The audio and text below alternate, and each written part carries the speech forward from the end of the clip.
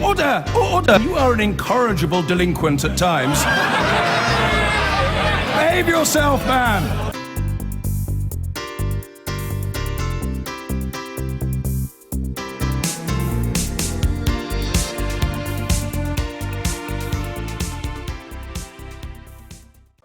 Now, when we left you for the summer, we said goodbye to this familiar face. We're back, and it seems to be bye-bye all over again.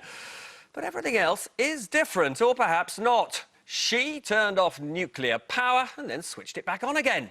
She refused to tell us whether Brexit meant anything other than, well, Brexit.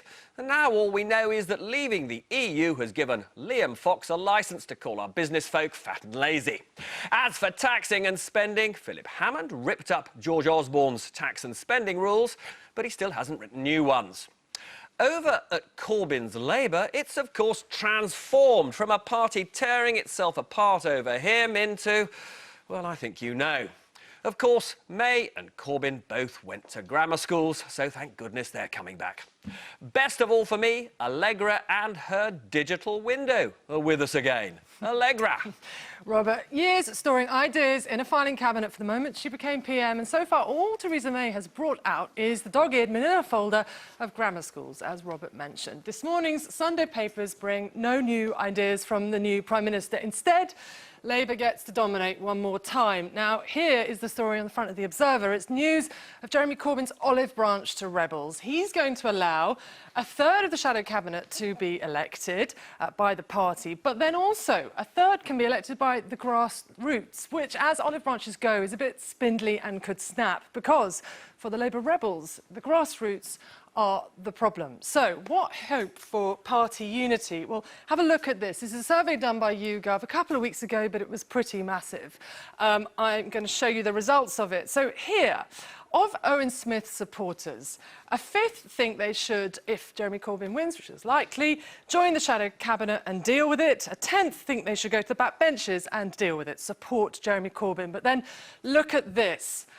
Here you have, of Owen Smith's supporters, a fifth think they should go to the backbenches and oppose Jeremy Corbyn, even though he looks like he's winning.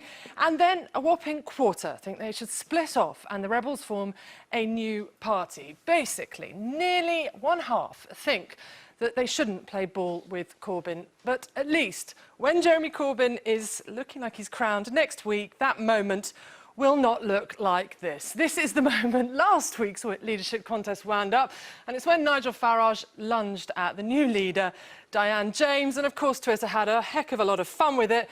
Here it is being compared to the moment Jabba the Hutt lunged at Princess Leia and that famous squirm, Sigourney Weaver, recoiling from an alien. Ed Balls, Nicky Morgan will have none of that on our programme. Robert. So in a moment I'll be talking to Labour's leader Jeremy Corbyn, but first, surrounded by pastries, which we thought about asking you to make, but we couldn't afford the 75 million quid bake-off price tag. I'm lucky enough to have with me Ed Balls and Nicky Morgan. A lot around the place about sort of parallels between the new Prime Minister, Theresa May, and Gordon Brown in the way that she wants to control everything through a very small number of very close advisors. You've just written a book, Speaking Out. We should talk a bit about all this kind of stuff. What advice would you give to Theresa May? I mean, she is, you know, as I say, being accused of being a bit too controlling at the moment. Well, there's a parallel, people are saying, on the control side, wanting to have information to keep things very tight. But I think there's quite a big difference, because Gordon, as a Prime Minister, always wanted to go out there and give the direction and almost make the speeches for the shadow cabinet, for Alistair Darling or Jackie Smith, whereas at the moment Theresa May thinks she can stand back, leave it to Liam Fox or David Davis, and she can almost be above the fray. I think you can't do that as a Prime Minister these days. People want to know, where's the country going? Where's it going on Brexit? What does it mean? She can't do any more interviews where she doesn't answer the questions. We need some leadership from the Prime Minister. At the moment, we're not getting that. To be fair to Gordon, when he was Prime Minister, we did. I mean, what are you hearing, Nicky Morgan, from your friends in Cabinet about the extent to which they feel constrained? Well, to be fair, people aren't saying that. I think people are getting used to new briefs. They are getting their feet under the table. But I think it is pretty clear that the messaging is pretty tightly controlled from the centre, and I do think that it's time to flesh out some of the issues, particularly around Brexit. You're seeing today that there are people in the Conservative Party, Parliamentary Party now saying they're going to set up a sort of hard Brexit group. You know, if you leave a vacuum, other people will fill it, and therefore I think the time is now to say this is what we would like to get out of Brexit, but also to say it's not just about Brexit. The country wants to know about continuing social reform, issues around obviously welfare, things like the prison reforms, things like education, which I know has been obviously a big story in the last 10 days. Why do you think you started with education? Well, I think this is something that she has had an interest in. She was Shadow Education Secretary at one point, and I think she has always been very pro this whole grammar schools thing, as have her advisors. I mean, you were pretty critical initially of the decision to go with grammar schools. Is your position still that this is a mistake? Well, I think it's a distraction. I mean, we have seen over the last 6 years schools getting much better, much stronger. We've got great schools, we've got great teachers, but we don't have them everywhere. And for me, as Education Secretary, that everywhere was always critical. And I just don't think those parts of the country where the education is still not good enough, the results are too poor, they are not going to be inviting in selective schools. That's why I wouldn't start from this point. It's impossible to make sense of it. Well, listen, we're going to come back and talk about this and other stuff very soon, but now I'm absolutely delighted to be joined for my big interview by Labour's current leader, and everybody seems to think you'll still be leader next weekend when the election result is announced. Are you absolutely confident you've won? We'll know on Saturday morning. Now, there is a lot of talk, and there's quite a big story in The Observer this morning about the reforms that you want for the way the shadow cabinet is created if you win next weekend. Can you talk me through what your proposal is? Well, I don't have a proposal at the moment. The Parliamentary Labour Party have passed a resolution saying they would like elections to the shadow cabinet, but the number is not determined within that resolution. There are also issues of democracy in the party as a whole that have to be addressed. For example, there are only 6 allocated seats for constituency Labour parties, and there are now more than 500,000 members. So there are various areas that I think we need to improve representation and democracy within the party, within the shadow cabinet and within the national executive. And so there will be a round discussion on this at the National Executive on Tuesday. Do you expect the National Executive Committee to make a decision on the reform on Tuesday? My sources on the NEC say they do expect a decision because unless there is a decision, there can't be a vote at conference. There are some proposals we'll definitely be putting forward, and those are the ones indicated by Shami Chakrabarti about bringing in a process for dealing with bad behaviour within the party. On the others, I think it's an open discussion we'll have on Tuesday, and we'll decide what to do from there. But can I just clarify your position? You would like to see at least a proportion of the shadow cabinet elected by members. That's correct, isn't it? I understand the feelings, and a proportion is fine, but I do think there has to be... But actually the whole thing, maybe? No, I don't think the whole thing. I think there has to be also a recognition that we have a system where the leader is elected by the membership and supporters as a whole, and clearly the leader has a mandate coming from that election and has put forward various views. Owen Smith and I have both put forward views on the economy, on lots of other issues, and I think that has to be reflected in the way in which the party in Parliament operates. So, would you like to see a sort of hybrid system where some members of the shadow cabinet would be elected, you would choose a certain number, and perhaps the PLP would choose a certain number? Well, I think we have to look at it.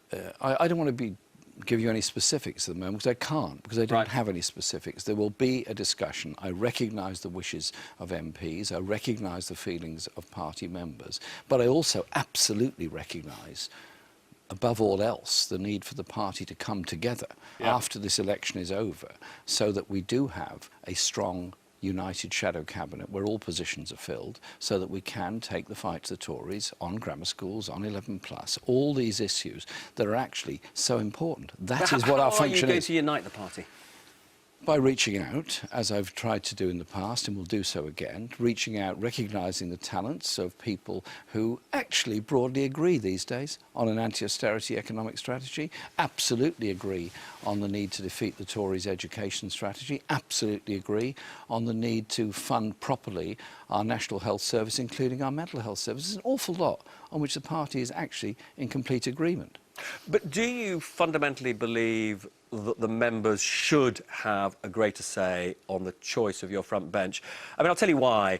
It's because this would represent a big change to the way, frankly, that our parliamentary system works, because at that point, those people would effectively be would be delegates rather than representatives. They would effectively be instructed by members in terms of what they do. That would be a big change. I think you've put your finger on actually a very interesting dilemma in British politics, in that the Labour Party was founded to be a party in the country and in Parliament. And it's the question of the balance between the powers of the parliamentary party and the powers of party members, which are generally expressed through National Executive and Conference.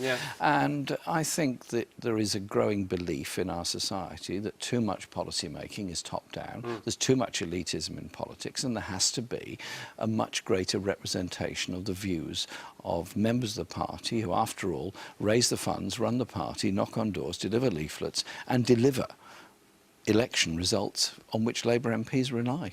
Now, in terms of the challenge to present a more united front, there's a report in the Mail on Sunday that there was a meeting at a Unite Country house, and they're saying that you and your colleagues there talked about getting rid of Tom Watson, the deputy leader, and Ian McNicol, the general secretary of the Labour Party. True? Well, it's not exactly a country house. It's a Unite Education Centre that was formerly owned by the... I saw the picture. It looks like quite a nice education centre. It's a very nice education centre, and it has some beautiful trees in its garden. And I did spend some time discussing the trees with the gentleman who looks after them. And he's a very nice man, he is too.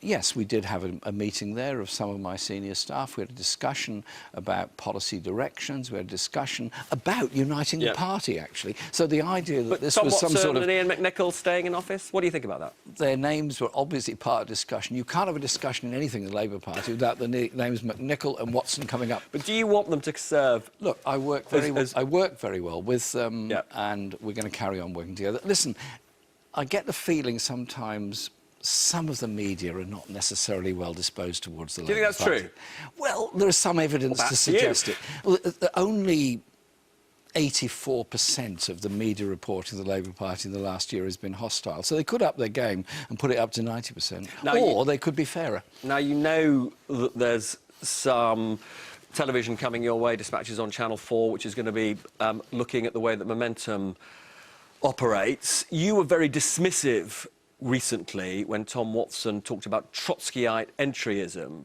But there's very little doubt that Momentum is trying to seize control of the party. Are you comfortable with that?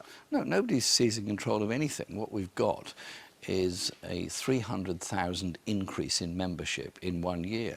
And so the Labour Party, any party that had that increase in membership would be a rather different place. And those members actually come from a very wide range of political opinion. They're not necessarily all fixed in one position. Many are completely new to politics. Some are older members returning to the Labour Party because they left over Iraq or other issues. A lot are actually young people who've come into politics for the first time. It's actually very exciting. And when we do our leadership election rallies, the most amazing thing is the ethnic diversity, the age diversity, the gender balance of those events. And that's very exciting. Surely we can be happy that all these people have got involved in politics. Isn't that what we all have dreamt for? Some of them, though, we know, were members of the entryist unit that was regarded as, or was ruled as illegal, militant. They joined the Socialist Party. They are trying to exert influence. Do you think Socialist Party members should have a role in your Labour Party? People have to be supporters of the Labour Party to join the Labour Party. They cannot be in an organisation that's opposed to the Labour Party or runs candidates against the Labour Party. That's very clear. They can keep their ideas and join the Labour Party. You can't deny people thought processes or ideas, but I simply say this, that any small group is always a very small group. 300,000 new members is many, many hundreds of % bigger than any left group in this country has ever been. Jeremy, we'll be talking to you more after the break.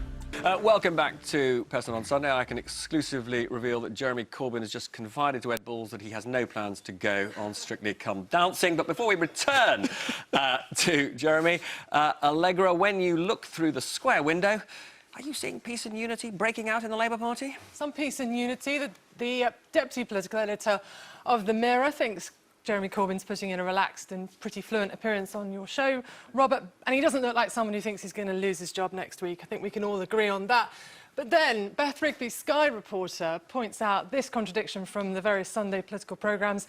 Here with us, Jeremy Corbyn's talking of reaching out, but on another programme, Andy Marr's programme, Clive Lewis describes deselection of MPs as democratic selection, so suggests it might need to go ahead and that might be a good thing. But our guest today may be about to win the contest next week, but can he win the country? Britain Elects has put out this polling. It's pretty interesting. It shows that, of us all, 10% describe themselves as left-wing. Jeremy Corbyn is peering at this finding. But 45% put themselves in the centre. So the question for Jeremy Corbyn is, can he connect with this ginormous part of the electorate? Robert. Thanks so much, Allegra. Let's just pick up on that point that Clive Lewis made, and there was a lot of talk about a hit list being drawn up of rebellious MPs who you would like to see the back of. Will there be deselections? There will be selections made by local constituency parties. I have a democratic mandate as leader. That democratic mandate doesn't give me the power to impose people all over the country. There will be boundary changes in all probability. Therefore, pretty well every constituency will be a new boundary. But that does sound to me like a slightly veiled threat that if MPs don't toe the line, they're out. No, it's not a veiled threat. It's a direct threat. No, it's not a direct threat either. It's not any kind of threat. What it is simply describing the process. There are going to be 600 new constituency Labour parties formed, as there will be for other parties, and they will go through a selection process where the sitting MP has a substantial geographical claim on the new constituency. They're automatically put forward. If there is a trigger ballot to have an open selection, that MP is obviously automatically on the shortlist because of their existing geographical claim to the constituency. Listen, my own constituency is being split into 3 by the proposed the Boundary Commission, which is rather unkind. Now, Alan Johnson has called on Labour MPs to work day and night to unseat you. Have you got a message for Alan Johnson? Well, thanks, Alan. That's really, really helpful when we're trying to reach out. And you saw John Prescott recently. Tell me about that meeting. It's interesting, the whole connection here, isn't it? They're both MPs from Hull, or John was, of course. Yes, I had a very good chat with John Prescott after Prime Minister's Question Time on Wednesday, and I'm happy to work with Alan, as we did on the EU referendum campaign. And I had a very good chat with John Prescott about Prime Minister's Question Time, but also about the party coming together, about the party issues on which we're united, economy, education, health. Do the campaigning on that. And he thinks we're in a strong position. I mean, it's interesting that Prescott in the Mirror today is calling on MPs and you to reach an entente. Yeah. Neil Kinnock on the BBC is saying that he doesn't believe, with you likely to win the election, that he will see a Labour victory in his lifetime. Well, I hope Neil can be a bit more optimistic. Allegra made the point about, on the point there on the screen, about reaching out to the centre ground. I simply say this: Britain is becoming a more divided country. Greater levels of inequality, greater levels of poverty, real wages for many people falling. But you're not seen as in the centre. But can I just... Because you could address it in that context. I mean, Allegra pointed out that most British people think of themselves as somehow in the centre, either centre-left or pure centre. You're seen as on the left. How do you connect with them?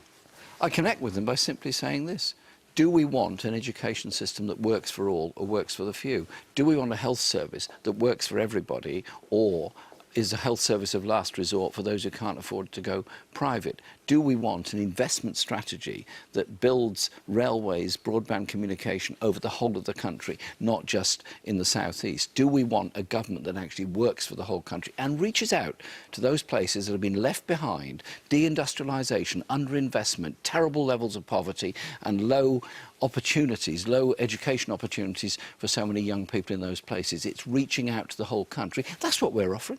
If Owen Smith loses, as more or less everybody expects him to lose, what role for him in your party? I'll be talking to Owen, and if I'm elected, and see what we can do, working together. We've spent an awful lot of time in debate with each other. I think we're now running up to over 20 hours of discussing each other's views, so we're getting to know each other pretty well.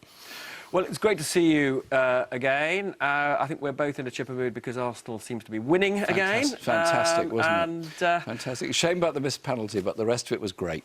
Brilliant. Well, great to see you, and thanks for coming on. Now, back to Allegra and her giant game of Pokemon Go.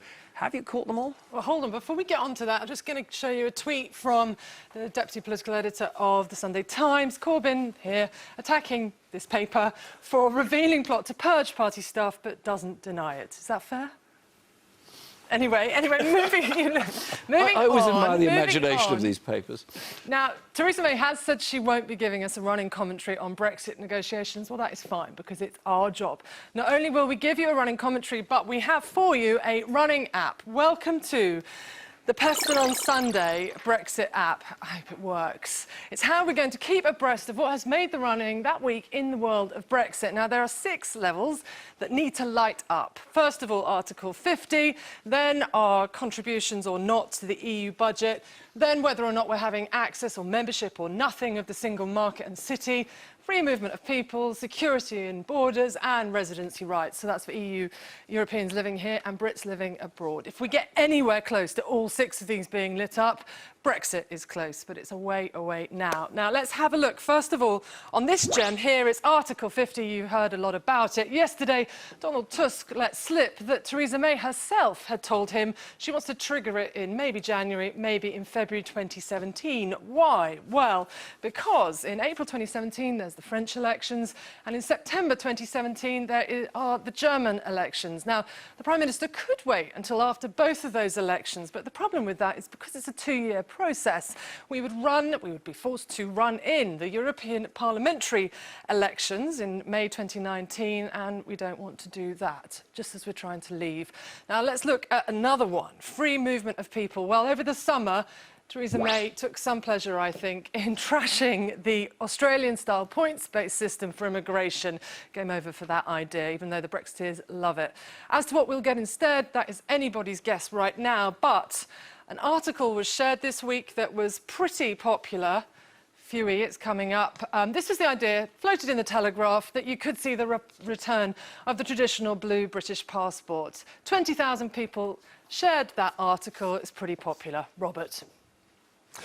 So we'll be coming back to our game of Brexit and what it all means for us in coming weeks, but rather on this rare occasion, focusing on the great debate of our age, which is our future relationship with the EU. There's a lot to chew over from what Jeremy Corbyn just said. Ed Balls, we did, I think, have pretty clear confirmation that there is going to be a change in the way the Shadow Cabinet is formed with a much bigger role for members. What do you think of that? Well, I think there's lots of detail and logistics. I think it will prove very, very difficult to do. It's politically very, very messy. I think that's actually a second-order issue. The fundamental thing is this. If Labour's going to win an election, you've got to win marginal seats. That means you've got to appeal to centre-ground and centre-left voters. And it's all very well winning the leadership election, and it looks like Jeremy may well, and being relaxed and having more party members. But the opinion polls say that Labour is failing disastrously to reach into the centre ground. And that's got to become a compelling thing for the leader of the Labour Party. And if not, then Labour is going to be stuck, as Neil Kinnock said, in opposition for a very long time. And I don't yet see... I mean, it just reminds me of past Labour politicians saying the electorate are not getting it, but finally they'll wake up that we're right. That isn't how politics works.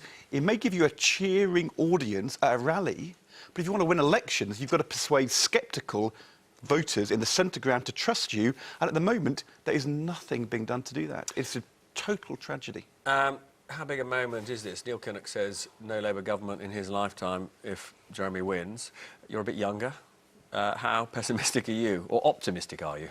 I think there is just going to be a lot more discussion to come in weeks, months. I think the reality is that if Jeremy wins, he's got to reach out and show people he can in fact lead the Labour Party to government. Can he do it? Well, the reason I voted for Owen Smith is because I don't think he can. And I think Jeremy has spent 40 years never thinking that was his task. But will you now try and help him? I mean, if you were an MP, would you, if he wins on Saturday, would you work with Jeremy Corbyn to make Labour electable? Well, I think the MPs are going to have to try, but I think Jeremy's got to lead. So they should bury the hatchet, in your view? Jeremy's got to lead. Jeremy's got to say, I've got a plan which actually can persuade sceptical centre-ground voters. Now, obviously, it's a catastrophic situation, because over the last year and a half, he's totally failed to do that with the MPs. And I think the MPs... So Alan Johnson is wrong, therefore, that the role of Labour MPs is not to work day and night to unseat him? I think the work of Labour MPs and the leader is to work day and night to get Labour back into government by winning a general election. But that means you've got to have MPs who are supporting a leader who thinks persuading sceptical middle ground voters in marginal seats is their primary purpose. And I don't think at the moment Jeremy does anything to persuade me that he thinks that's important. And if that doesn't change, then I think, of course, the Labour MPs are going to be in a very, very difficult position. Over to Jeremy. It's time to start leading a political party and not a left movement. I mean, it is striking, to get back to grammar schools, that Theresa May actually started up with a policy which is the one policy that she could possibly have thought of that unites the Labour Party. And actually, Jeremy Corbyn turned in, many would say, his absolutely best performance last week at Prime Minister's Question Time because grammar schools is such a rich area for him. I mean, is that another reason why you think she made a mistake? Well, yes, I don't think it was the right thing to start on. I have to say, I mean, the performance bar for Jeremy Corbyn at Prime Minister's Questions was pretty low. You know, we spend weeks watching the Labour MPs behind him looking glum and ever more miserable. But I thought what was really interesting about your interview was that you spent as much time, and he spent answering questions on the internal mechanics of the Labour Party, rather than, I mean, you know, we're going to perhaps talk about Brexit. Brexit is the issue of the decade, isn't it? I mean, it's the big thing. It's only of our generation. Yep. So, and he didn't, you know, Jeremy Corbyn, the Labour Party, are not providing opposition. They're not asking those questions. I think there's some statistic in the papers today about how few of the Labour shadows have asked questions of their opposite government ministers. And of course, that's, on one hand, it's very enjoyable for the Conservative Party because we can get on with the business of being in government and making decisions. I don't think it's great for the country. And I think the danger is that then the Conservative Party becomes complacent about saying 2020 is somehow in the bag, it'll all be fine. That's a very dangerous place for a political party to be. Some of your colleagues... Sorry. Yeah, go on. The parallel is Ian Duncan-Smith. The election of Ian Duncan-Smith as Conservative opposition leader in 2001 was a catastrophe for the Labour government. It made the Tories irrelevant, and the whole issue became the Labour succession. It's really bad for Theresa May if Labour is weak. You need a strong opposition to be a good government, and that's the thing which you unite around. At the moment, the Conservatives are in danger of pulling apart because Labour's not actually playing the role of opposition. So I mean, it is very striking that you're already rowing, we talked about this earlier, but you're already rowing about what Brexit means. Absolutely. Which, as I say, just for, I think, impartial bystanders, seems extraordinary. Well, it was absolutely inevitable that there were going to be those on the Leave side of the debate who would say that any government is not going to go hard enough and fast enough and would set up a group to do that. And that's why I think the government needs to be saying, actually, this is what the plan is, this is where we want to get to fill that. But, I mean, I think, going back to the Labour Party, when you've got MPs like Alan Johnson, who, whatever your political persuasion, you know, Alan is a very talented, very experienced member of the Labour Party, and I speak to Labour MPs in the East Midlands who are tearing their hair out at what is going on. They are having to go back, deal with constituency parties. They are worrying, obviously, about deselection, threats. And, you know, I was at an event, I was just saying to Ed, I was at an event last week with Nick Clegg and Chuka Umunna. There was a gentleman from Momentum in the audience who attacked Chuka there. And to have that going on, I mean, it's great. You know, Nick and I sat back and watched that. But I don't think that's very good for our politics. I think it's the leader of the party ought to support the General Secretary and the Deputy Leader on an interview. And again, I didn't feel there was a vote of confidence there from Jeremy Corbyn. In the end, that's not going to work. It's not going to work. But very briefly, because we're almost out of time in this bit of the programme, some of your colleagues are a bit bemused that Theresa May has ruled out taking advantage of Labour's weakness and has ruled out a general election before 2020. Yeah. Do you think that she is wrong to be so dogmatic that there can be no election sooner? Actually, I don't think that. But I mean, for a number of reasons. Firstly, because of the Fixed-Term Parliaments Act, calling an early general election is not as easy as it used to be. You've got to change the law, you've got to engineer a vote of no confidence in the government, you've got to have 2/3 of MPs, and then you've got to give, I think, another party 2 weeks to see if they can form. You can do that if you want to. You could do it if you want to. Look, I mean, you're going back to where we started the programme, which are the parallels with Gordon Brown. Yeah. Actually, the one thing to No, exactly. not I mean, Gordon Brown, you agree that Gordon Brown should have gone to the country early. You agree with that? Yeah. I thought Theresa May would. I would have advised her to. I thought it was the better outcome for her. Now she said she's not. The one thing she mustn't do is suddenly flip-flop. Oh, is it? So you think once she's made that? Well, I think it'd She be can't hard. be. It's hard to change her mind now. And also, people don't want an early general election. They've had voter fatigue. Okay. They want a government to get on with it. But they're like a government with a mandate to Right. actually sort out Well, Brexit. more from the two of you in just a bit. I've been getting